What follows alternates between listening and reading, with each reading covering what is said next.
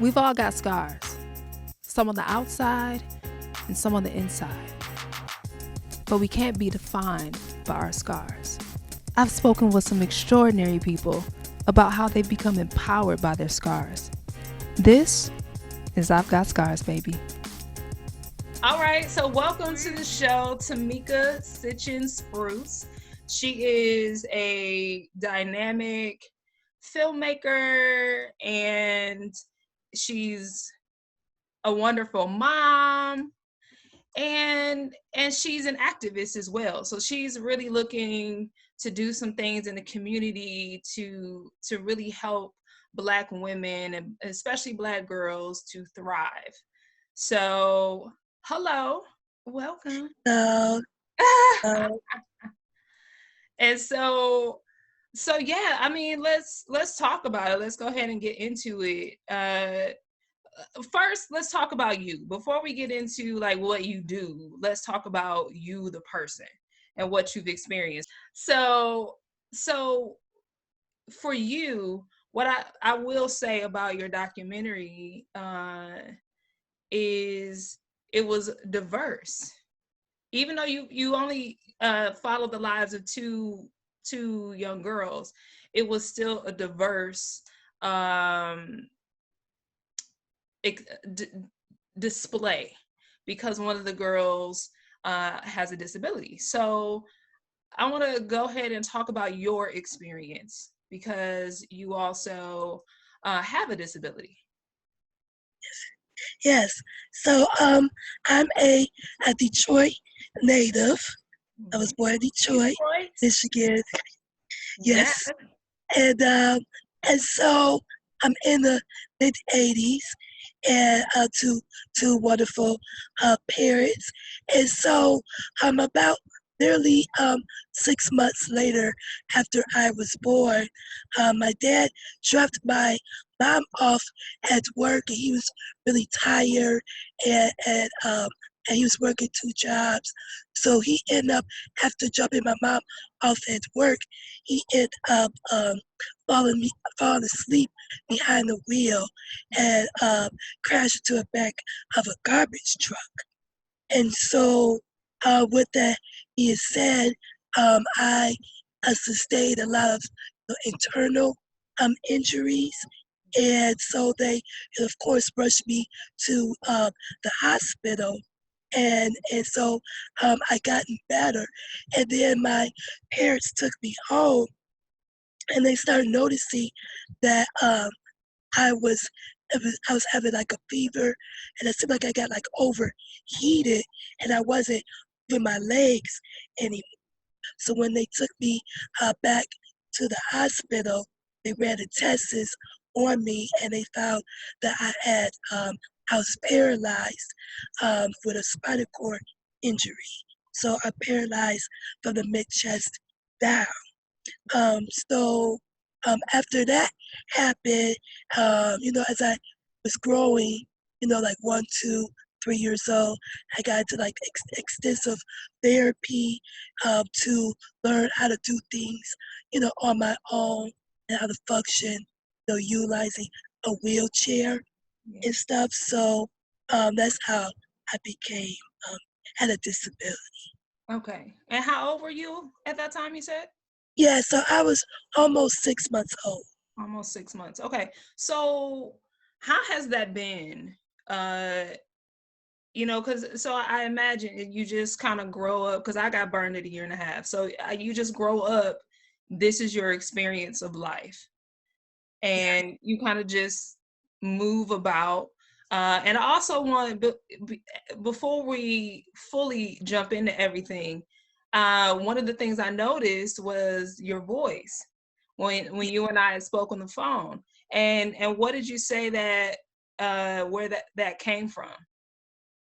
Yeah. The voice is just with being hoarse and kind of quiet is because when I was giving birth to my son, um, that they couldn't give me an upper dermal, so they had to put a breathing tube in, and so it kind of injured my vocal cord a little bit. So Okay, so you yeah, had a that's vocal yeah, cord injury. Okay.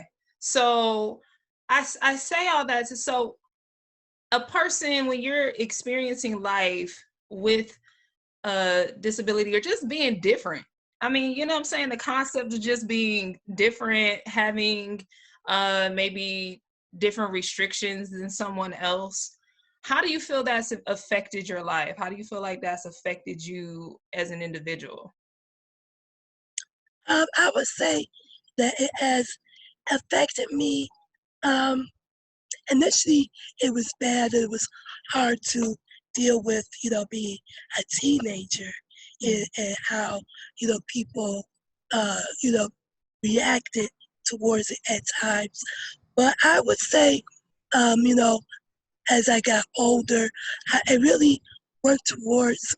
I saw it as a blessing and saw it as an advantage in the sense that, I learned a lot about myself, and I grew to accept myself as who I am, and in a sense gave me a lot of wisdom and maturity in that, because I'm not really caught up in like superficial things like other people are. Sometimes you may not have a disability, or they have not had a lot of struggles in life, so they get kind of caught up in silliness and Yeah. being superficial, and focus on things that really doesn't matter in life. But I really value you know life, and I value who I am as a person, and I value other people.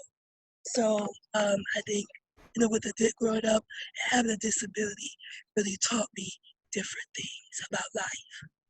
That's that's really beautiful. And now, because you say it so eloquently as if it's just the easiest thing to do. Was that just easy? She's just like, yeah, I'm just, I started to see what was most important in life and all of that. Like, sometimes it take other people longer to see what's really most important in life than some people. Like sometimes you gotta really hit a brick wall in order for you to get what really matters. For you, like, how difficult or how easy was this process, and about around how old were you when you kind of had this realization?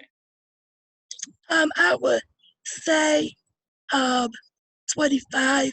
Now, going back, I grew up in church, and having a strong foundation in God, having a really strong faith, and understanding that all the things that I've been through, that could have took me out of here, but it didn't.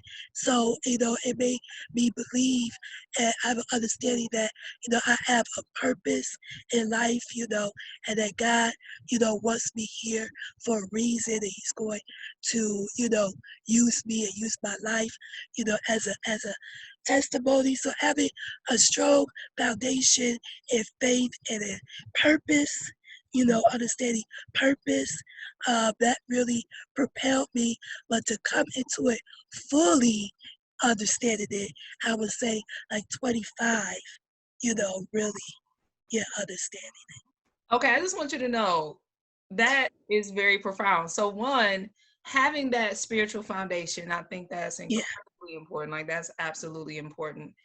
And then I find it very interesting that you came into it at 25, because that was my story. At 25, that's when I had that light bulb moment where it was just like, all right, girl, what you gonna do? You gonna keep going over here struggling with yourself, or you gonna go ahead and embrace? So at 25, you had this revelation, like, hey, you can still be everything that God's called you to be. You know what I'm saying? You yeah, can still be powerful, be uh, amazing, and all of that.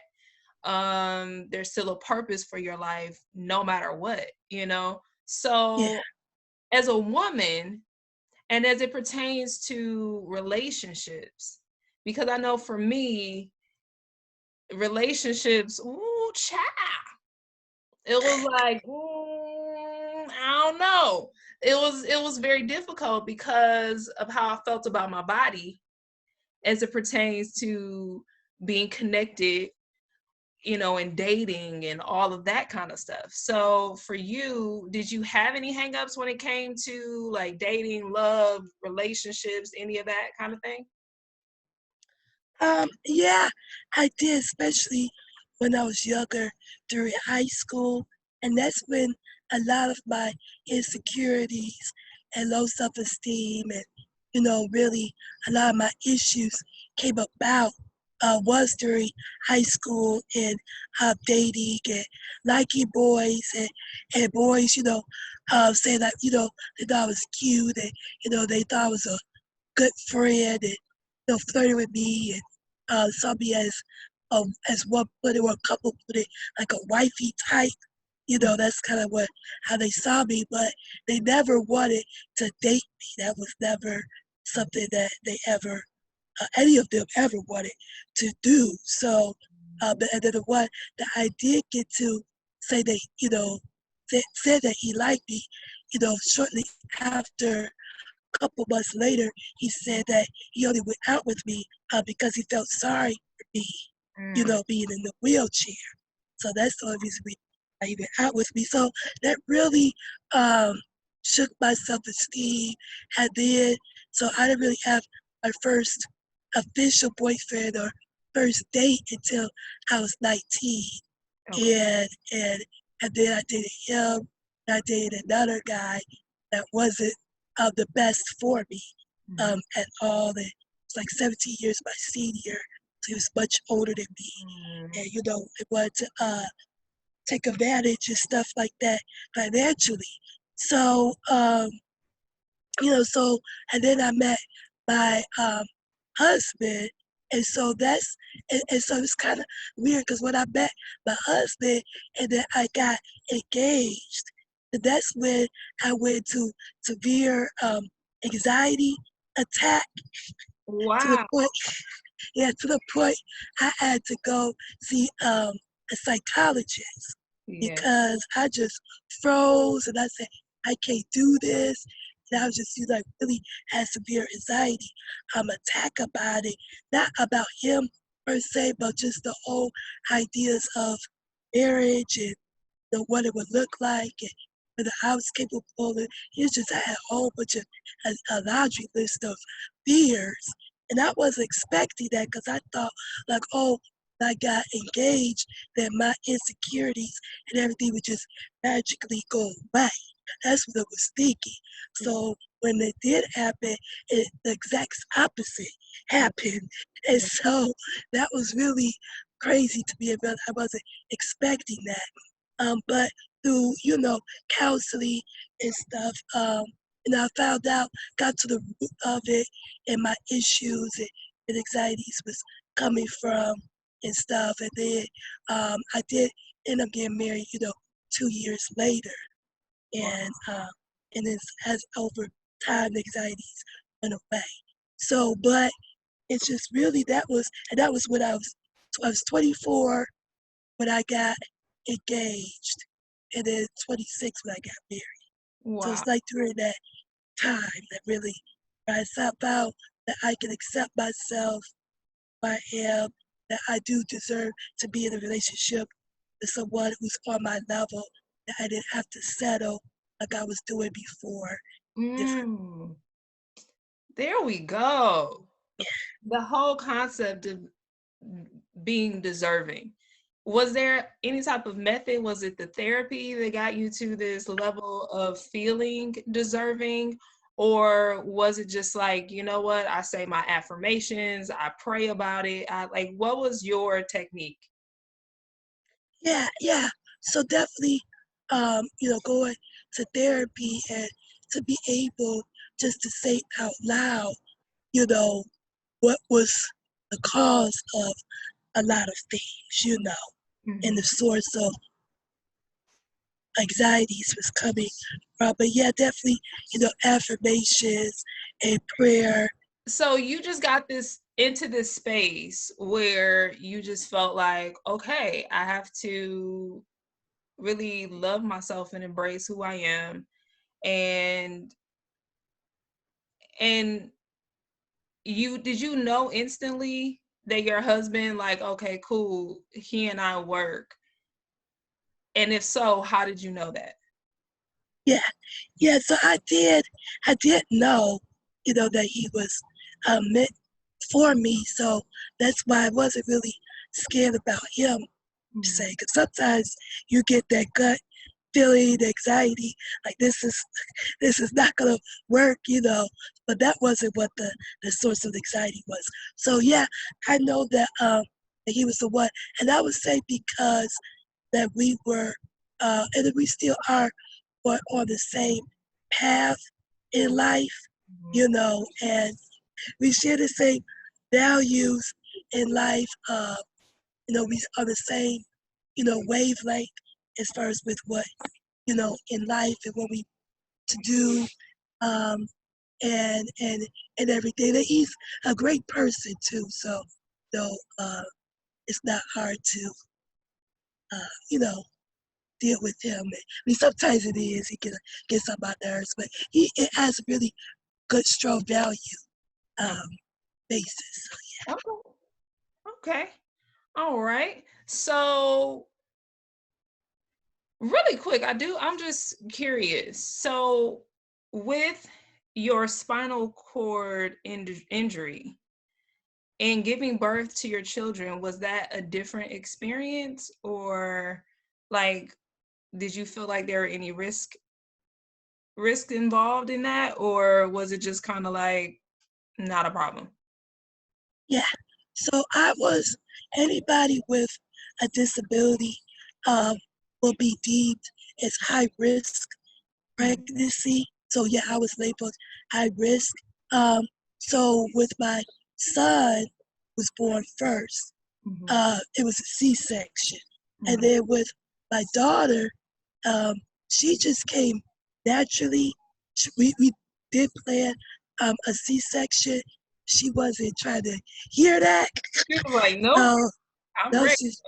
yeah. So I start dilating, and she just naturally came out Okay. of me, basically. So Awesome. um, there's two different ways of giving.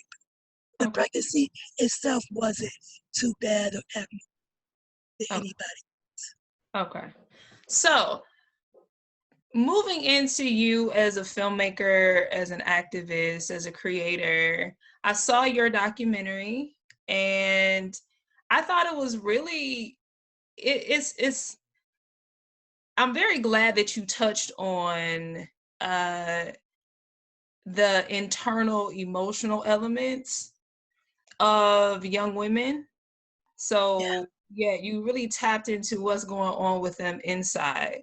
And I think, so much is, like you look at certain things and sometimes you're like, oh, well, they're only like this, or they've only had this experience because of an outside factor. Like, oh, they grew up in a certain level of poverty or something like that.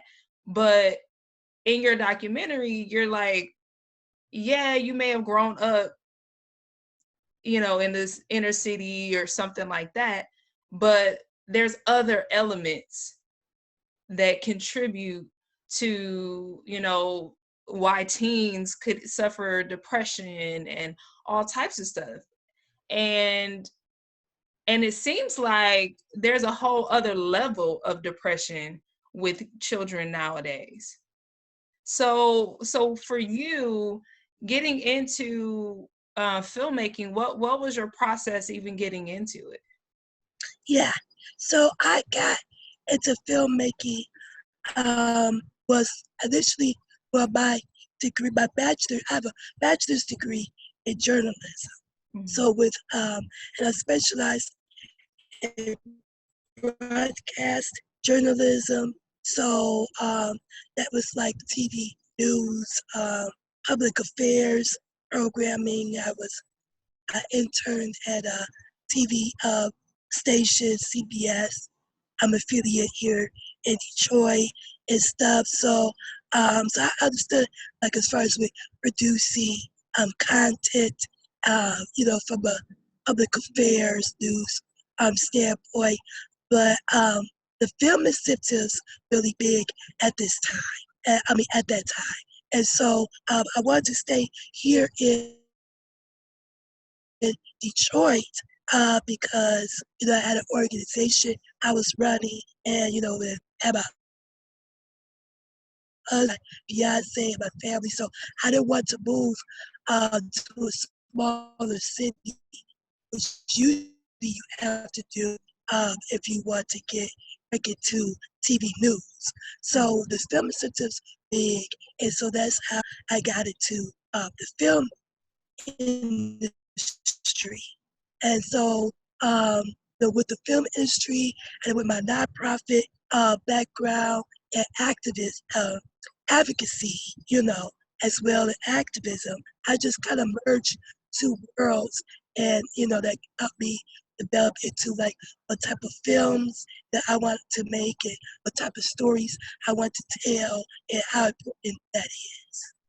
Okay, awesome. Do you feel like having your experience with your disability has influenced your filmmaking?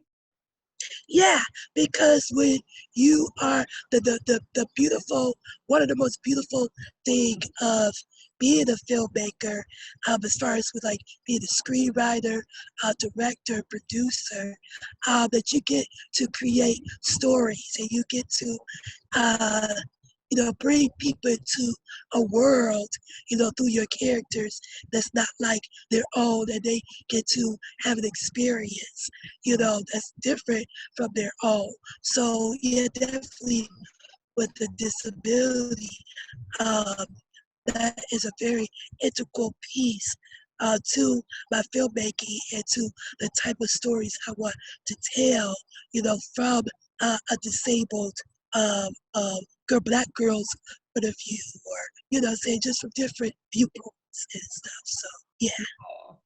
So do you feel like Black women, for you, was it about telling the story of Black women, just Black women specifically, or telling the story of Black women who are also disabled? Or is there even, do you even feel like you need to make that distinction? Yeah. So in general, since I really want to tell stories from marginalized communities, communities of color, and really thinking about uh, uh, how the different isms like racism, ableism, sexism, how does those different social structures affect people's lives? Yeah. You know what I'm saying? And so because like either that viewpoint, looking at it from the social structure, but also looking at it from marginalized communities perspectives. So that's the stories I want to tell. Also is from the social structure, like how does racism, ableism, sexism, how does these different things affect people's lives? So looking at life from that prism, but then also from like marginalized communities, that prism. So inside of that is of course disability, and everything. So yeah. Okay, I think that's really powerful because that's something that you don't always see. You might hear about certain isms like racism and sexism and all of that, but you don't hear as much about ableism. You don't hear as much about those levels of discrimination. We actually had a guest on the show who, you know, within about a year ago, he developed MS, and now his life is completely shifted. And he was like, oh, this is what ableism is. Like, I know what it is now because I now have a disability. And and so it's very interesting to talk about that and uh, to talk about disabilities on top of being a person of color, on top Yeah. of having, what I'm saying, I think that that's definitely a conversation to be had. And so for you, what would you say to that young woman, that young man who feels like, okay, so I feel like all the cards are stacked up against me, so to speak. I'm a person of color, so I feel, I'm discriminated against in this sense. I am, maybe that they're a woman as well, and they also have a disability. What would you say to that person who is like, well, should I even put forth energy toward my dreams, or like, what's the point? It just seems like it's too difficult. What would you say to that person? I would say what worked for me is the understanding that it goes back to understanding that you have a purpose. You know what I'm saying? I think that's the foundation of everything. Everything that was created in nature, even just objects, everything has a purpose, it has a reason and why it exists. So, so why wouldn't we as human beings, which is part of nature, and why wouldn't we have a purpose as well and exist for a reason?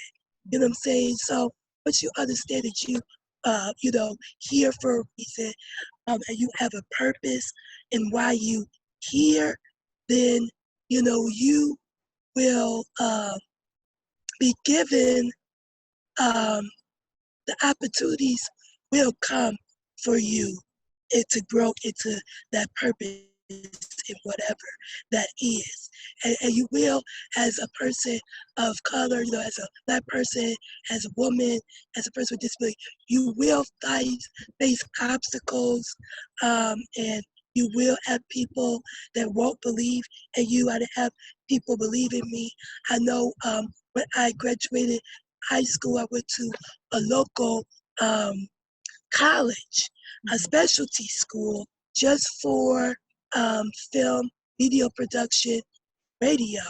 And um, so a lot of people go there to get, those specialties. And so when I acquired about it, they had a big, huge meeting, and essentially to tell me that I couldn't go to that college because I had a disability. So you said that you went to school. This particular school said, we can't have you because you have a disability. Yeah. Because that Yeah. to me sounds incredibly illegal. Like, Yeah. I'm not trying to say any names because I'm not trying to get anybody in trouble, so to speak. But, hopefully that policy is no longer the policy. Yeah. Well, I know one other person that did end up going to the school. He had a disability. There was one other after me, like some years later. There was a black young man that I know who was in a wheelchair, and they let him in. So I don't know what it was. And at 19, I wasn't connected to the disability community as I am now. So yeah, that happened to me now. I'm like, hold up, wait a minute, and Yeah. stuff. But I didn't really understand everything. So I had a teacher at community college that gave me a chance to be in theater. And I wrote a one-act play, and he chose that play of all the other plays that was submitted. You know what I'm saying? He really believed in me and my craft and always supported me. So, you'll meet people that will get in your way, that will say you can't do it and deter you, like the college and like the film, person that I met. But then you'll meet people like Jerry, my film theater teacher, and there's other people who, believed in me and who willing to work with me, actors who, saw I was disabled in a wheelchair, but still, believed in my ability and believed in the story and worked with me.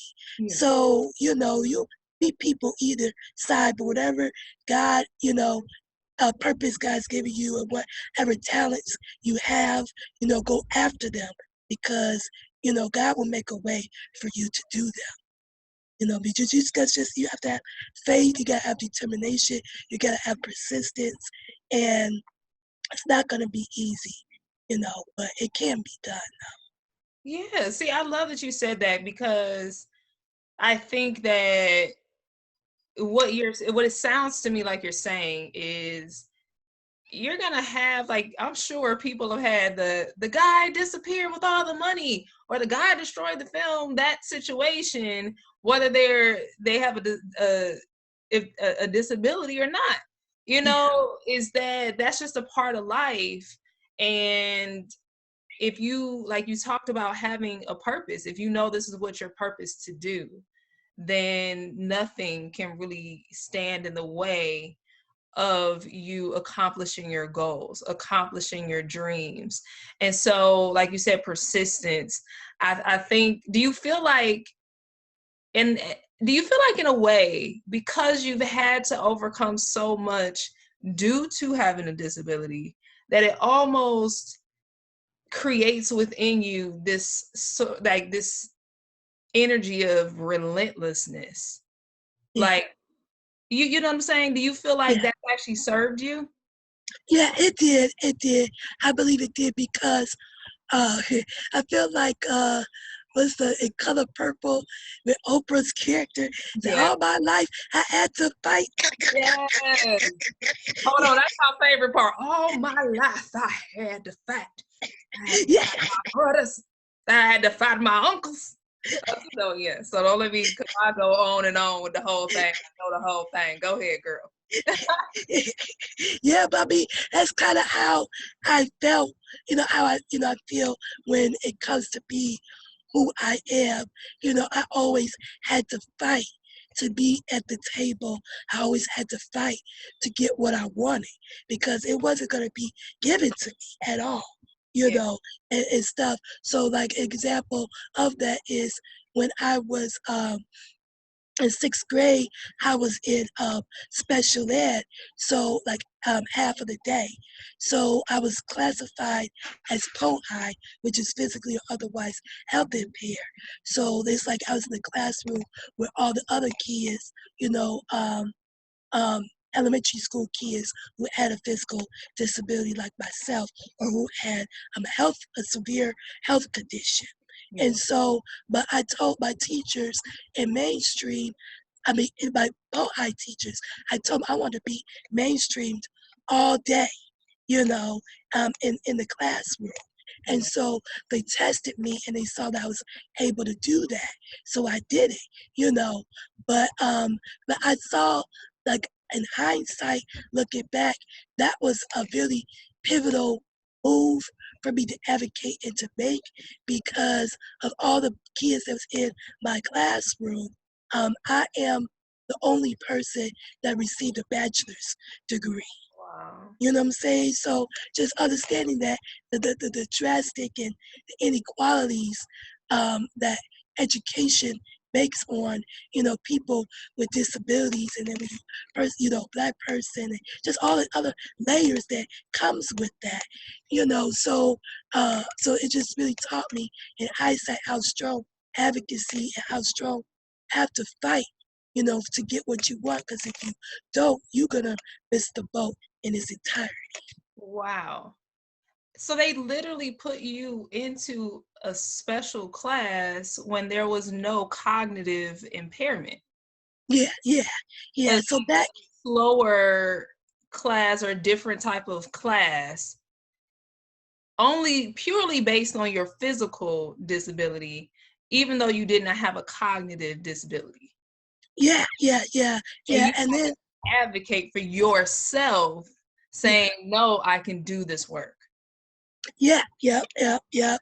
And then I look at my other friends who have a physical disability like myself, and they don't so much had a cognitive ability, but because of them being in special ed the whole entire uh, K to 12, Yeah.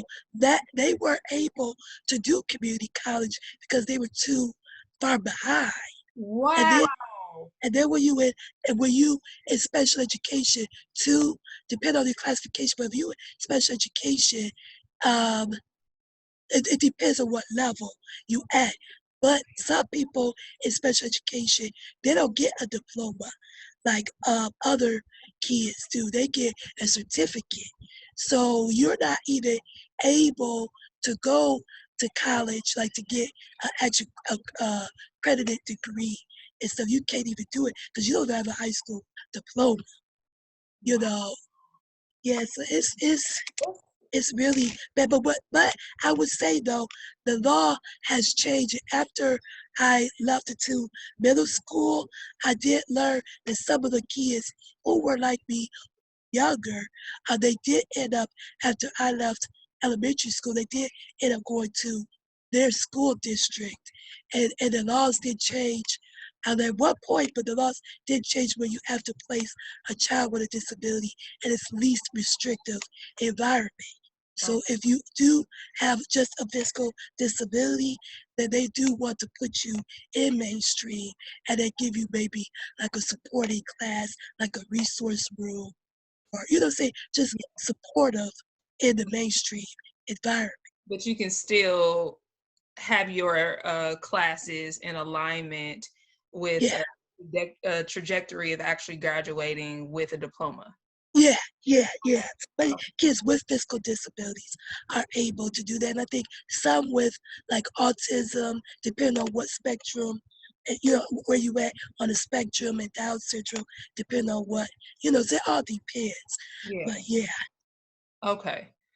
Wow, it's so much to really think about, and I think I just want to thank you so much for talking about the importance of advocating for yourself. And I think that applies to if you have a disability or not. yeah, Like you could just, if you are a Black person and you are like, I don't know if I show up to this job interview, I'm the only Black person here, are they going to look in my direction for real?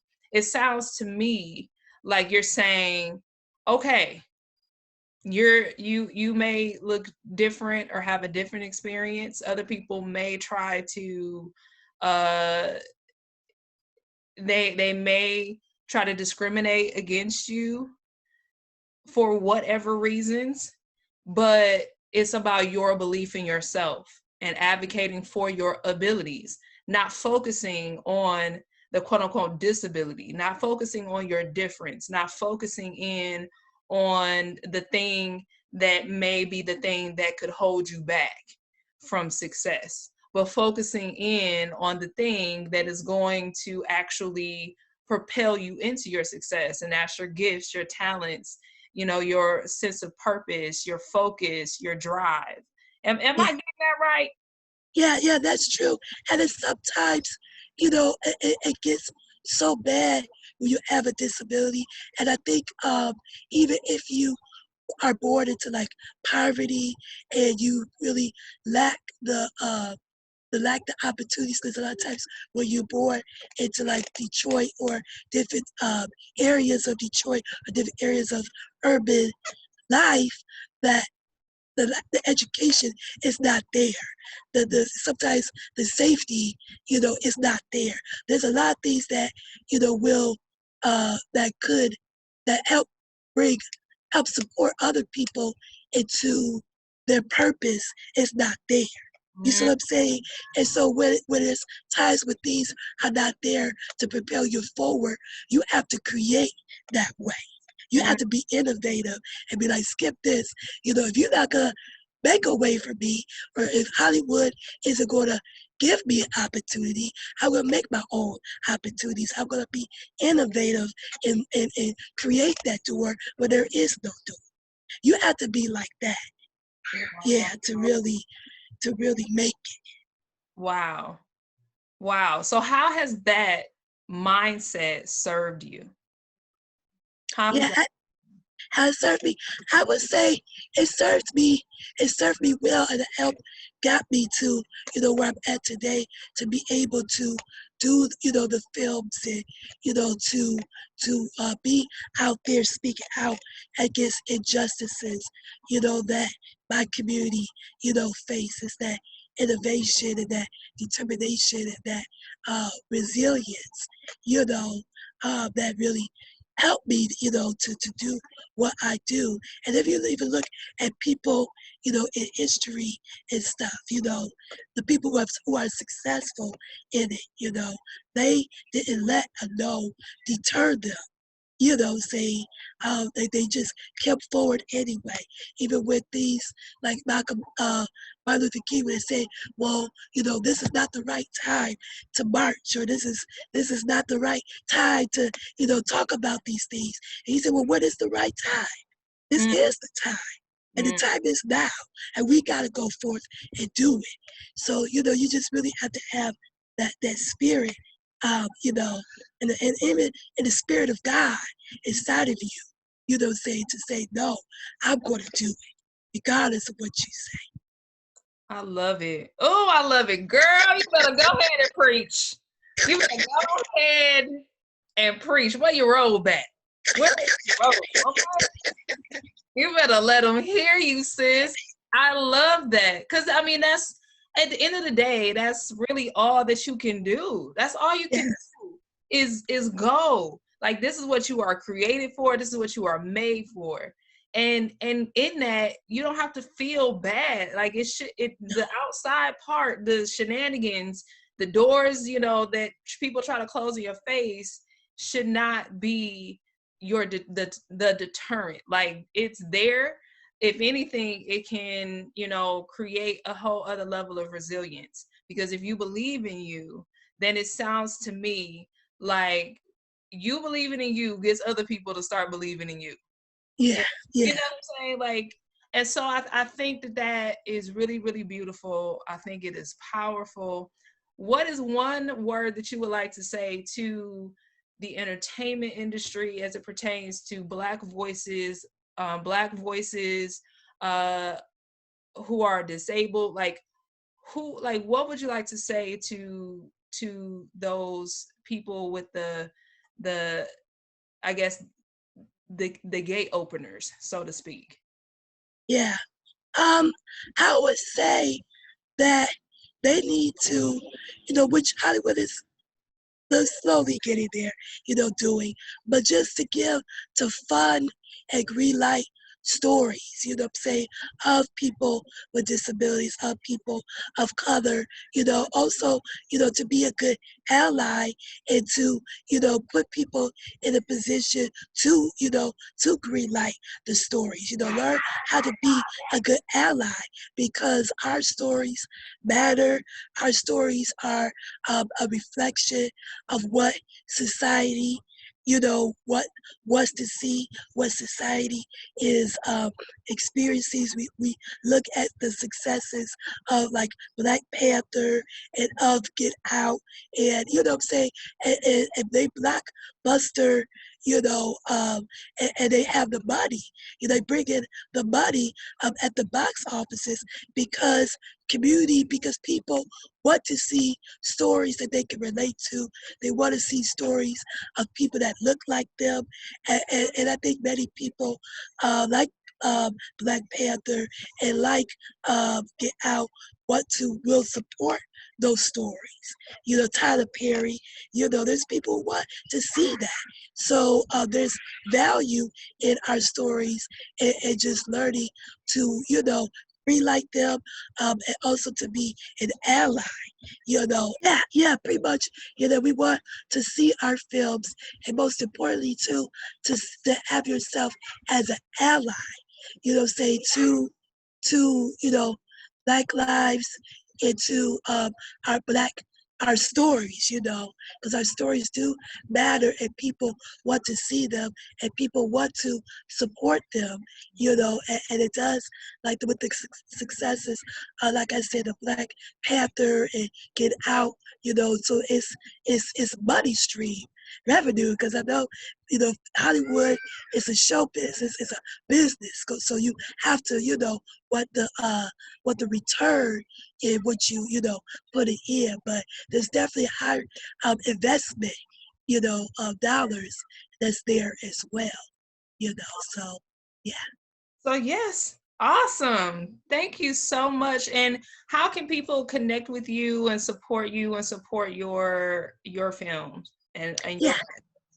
your So the easiest way, I'm in development of my girl story documentary, because we are going to be in the fall starting on my girl story campaign, where people can show the film and we can start the discussion on how to support Black girls with disabilities into womanhood, and giving girls learn the power of their stories, for change. So what the easiest way to get at me is on Facebook through Tameka Citchen-Spruce, Tameka Citchen, spelled kitchen with a C, and then hyphenated Spruce. I'm the only one that's out there. So that's why I like my name, because it's different. There's only one name that's like that. So not hard to find on Facebook. And then you'll see how keep people up to date with what's going on. Wonderful, wonderful, wonderful. I really appreciate your time, your energy, and your perspective, because it's a different perspective. And we all have stories to share, and we all have so much to offer. And I love the concept and the focus on purpose, because I think purpose, my production company is called Purpose Fulfilled Productions, because I believe in purpose as well. You're here for a reason, no matter what you've experienced, it can serve you in some way if you do the work to allow it to serve you, and serve others as well. And so thank you so much for being a shining example of that. And I appreciate you so much.